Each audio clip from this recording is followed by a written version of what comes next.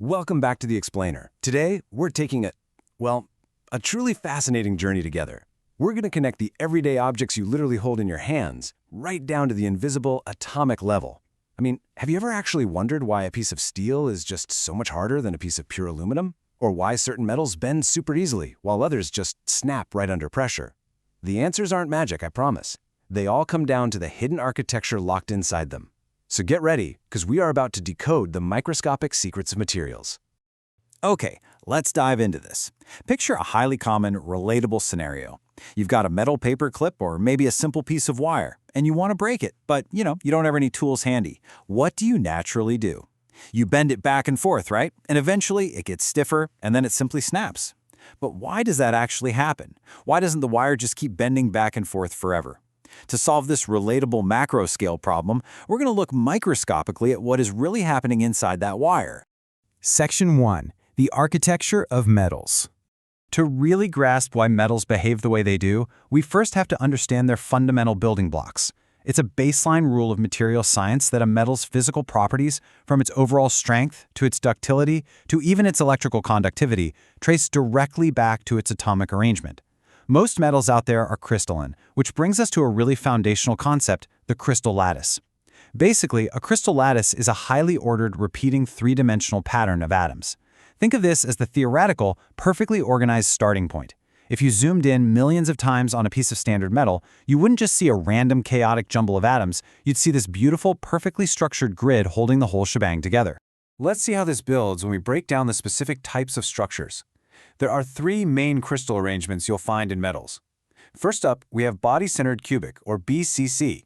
This one has an atom at each corner of a cube, plus one smack in the center. You'll find this in iron at room temperature, and it gives the metal a baseline level of ductility.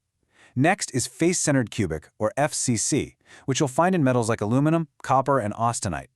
Now, these generally exhibit much greater ductility than BCC metals. Why? Because their specific atomic structure allows entire planes of atoms to slide past each other a whole lot more easily. And finally, hexagonal close-packed, or HCP. This one arranges atoms in a very distinctive hexagonal pattern. Found in metals like magnesium and titanium, these tend to be somewhat less ductile.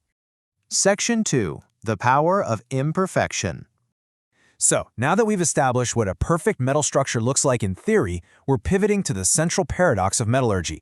As this quote boldly states, a perfect, defect-free crystal exists only in theory. Every real, tangible material contains imperfections in this atomic arrangement. But here's the crazy part. We actually don't want them to be perfect. These imperfections profoundly affect material behavior, and they are exactly what give metals their incredible utility and versatility for engineering. Literally, without defects, we wouldn't have modern civilization. Let's systematically walk through these tiny flaws, starting with the smallest category, point defects. There are three main types you need to know. First, vacancies. This one is beautifully simple. An atom is just completely missing from its expected spot in the lattice. It's just an empty space. Second, we have substitutional defects. This happens when a totally different type of atom occupies a position in the crystal lattice where the base metal's own atom would normally sit. And actually, this right here is the absolute secret behind general alloying. By deliberately substituting foreign atoms, we can completely alter the base metal's properties. And third, interstitial defects. These occur when a much smaller atom manages to squeeze right into the tiny gaps between the regular atoms, instead of replacing one directly. And this brilliantly illustrates one of the most important materials in human history. Carbon in steel is a classic interstitial defect.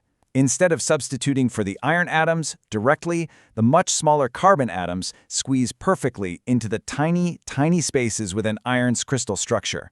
This simple, microscopic intrusion is exactly what transforms relatively soft iron into the incredibly strong steel that builds our modern skyscrapers and bridges.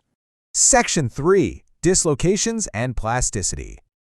All right, we're increasing the tempo here, moving from those stationary point defects to the most dynamic and honestly, arguably the most important defect type in all of metallurgy. This is where things actually start moving and bending. Allow me to introduce you to the dislocation. A dislocation is essentially a line-shaped defect representing a discontinuity in the otherwise regular atomic arrangement. So why is this so incredibly crucial?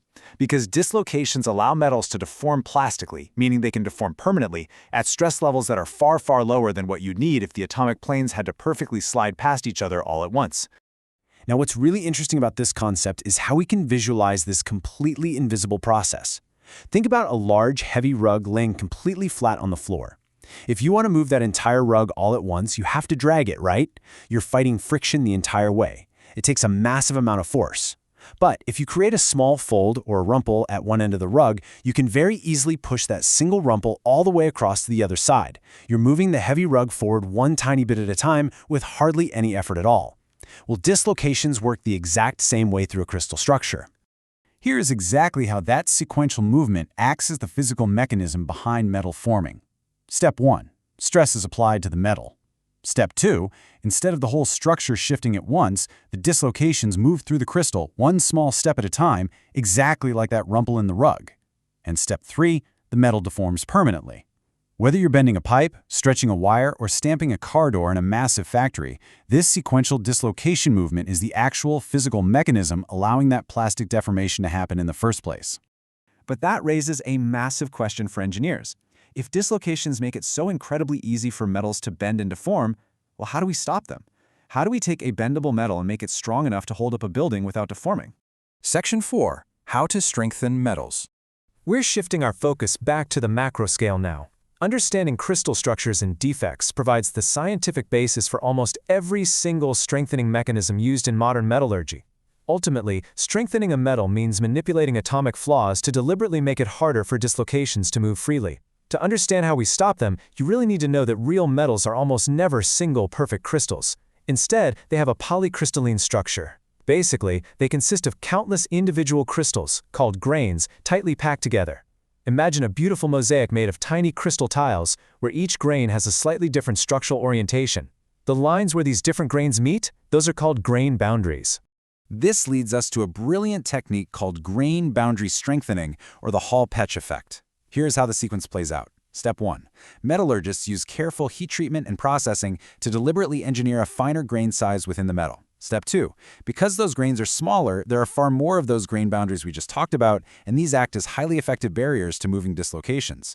Step 3. A dislocation moving easily through one grain generally cannot cross over into a neighboring grain that has a totally different crystal orientation. It just hits a wall. So, Step 4. By engineering finer grains, you create more roadblocks, directly producing a stronger, stiffer material. Section 5. The science of hardening. Let's bring our narrative full circle here and finally answer the mystery we posed at the very beginning. Remember our metal paperclip? You bend it back and forth, and eventually it fractures through fatigue. So the crucial point is that this highly familiar macro event is entirely driven by the microscience of defects and dislocations we just covered. This process is called work hardening, or strain hardening. Step 1. When you initially bend that wire, plastic deformation occurs as those dislocations start to move. But here's the trick for Step 2.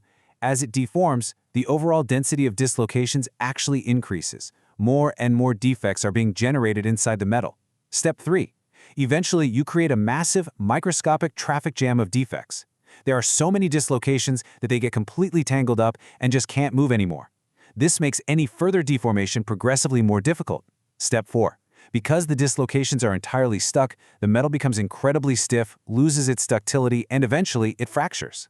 Creating this defect traffic jam through work hardening is yet another foundational strengthening mechanism in modern metallurgy. We've completely decoded the hidden architecture of metals, proving the ultimate paradox. It's actually the tiny, invisible flaws that give the world around us its strength. But, this leaves us with one final, absolutely vital question. If all of this happens on a scale way, way too small for the human eye to see, how do engineers actually measure these invisible properties to guarantee an airplane is safe to fly? Think about that for a second. In our next explainer, we're going to look at the real-world testing that translates this microscopic science into massive engineering realities. Until then, keep wondering, keep learning, and I'll see you next time.